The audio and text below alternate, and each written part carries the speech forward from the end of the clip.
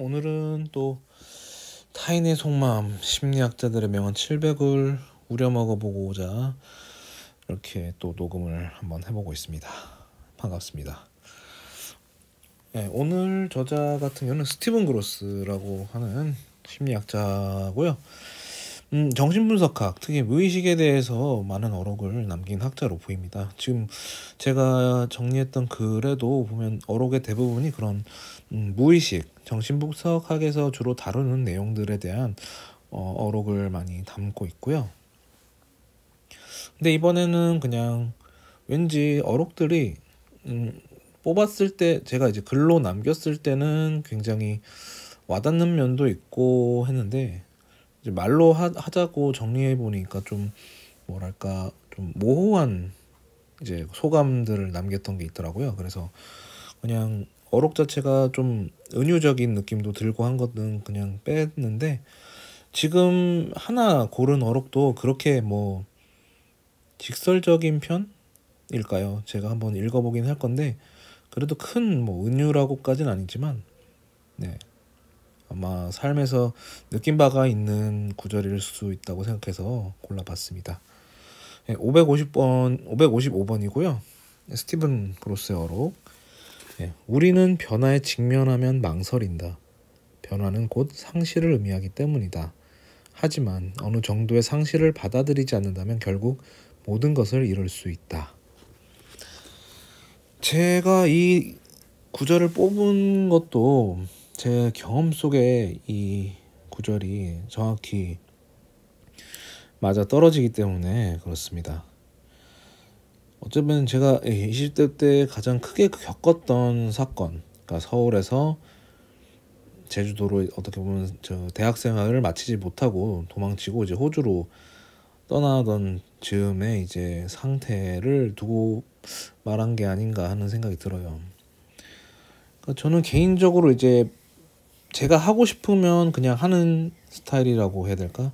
그렇다고 해서 뭐 막 나가는 느낌이 아니고 어느 정도 주어진 상황에서 내가 하고 싶은 걸 하겠다라는 마음가짐을 가졌었죠. 뭐 이를테면 제가 대학교를 가기 위해서 공부를 했음에도 뭐 남들처럼 좀 진로를 취업이 잘 되는 걸 미리 생각해서 했을 거라면, 만약에 뭐 경영학과라든가 뭐 이런 뭐 이과였으면 공대 이런 걸 택했겠지만, 저는 나름대로 타협을 해서 선택했던 게 역사교육과, 그러니까 사학과를 가고 싶었지만 그나마 교사가 될 수 있는 여지를 두려고, 제가 역사는 좋아했는데 이제 교사가 될 수 있는 여지를 두는, 이런 식으로 어느 정도 내가 하고 싶은 것을 하면서 룰을 어느 정도는 지키는 이런 가치관을 살면서 가졌습니다.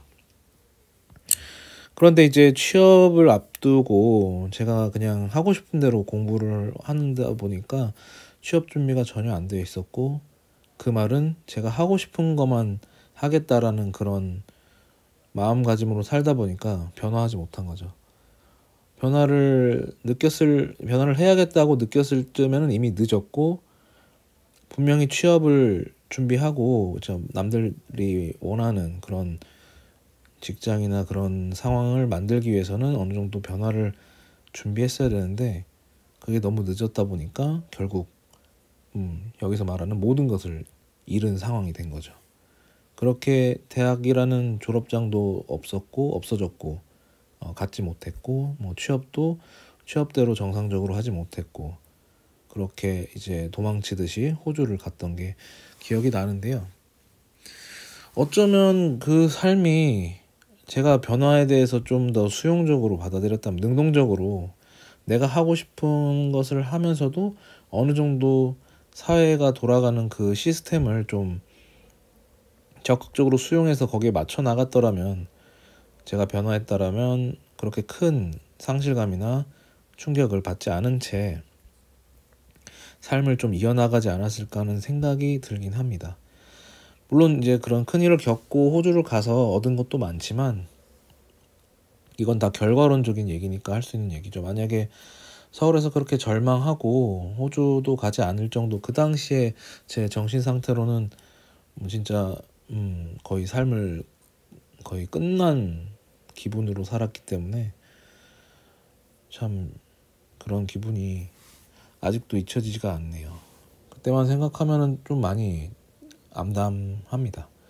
누구에게도 보여줄 수 없는 상태까지 간 상태였기 때문에 그렇게 호주로 도피를 했던 기억이 납니다. 그래서 다행히 그런 많은 것을 잃은 상태에서 택한 호주행 열차가 좋은 결과가 되었고 좋은 추억이 되었고, 지금도 이제 호주에 대한 생각이나 이런 것들을 하면 그래도 많은 것을 잃었지만 지금 나에게 남은 건 없더라도 그때 선택했던 거에 대해서 후회하지 않는 거는 그만큼 남는 게 있으니까 할 수 있는 얘기겠죠.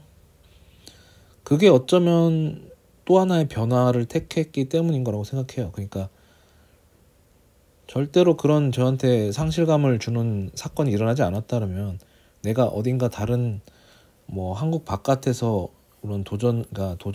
뭐 도전이라고 하면 도전이겠죠. 그런 도전적인 행동을 어떤 변화적인 행동을 취할 수 있었을까? 네, 그런 생각이 듭니다. 그러니까 호주로행이라는 제 삶의 어떤 방향을 바꾸는 변화를 통해서 분명 얻어지는 건 있었으니까요.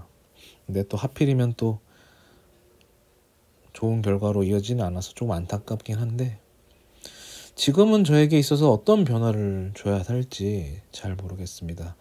뭐 변화라면 변화랄 게 이제 다시 예전에 좋은 습관이었던 책을 찾는다던가, 또 좋은 글이나 말을 한번 더 남기기 위해서 산책도 어떻게든 나가보려고 하고, 이런 조그마한 변화들로 저의 삶에 조금 달라지는 모습들을 가져간다면 예전과 같은 큰 상실감, 모든 것을 잃기까지 되는 그런 고집스러운 삶에서는 조금 더 변하진 않을까 싶지만 아직은 모르겠네요.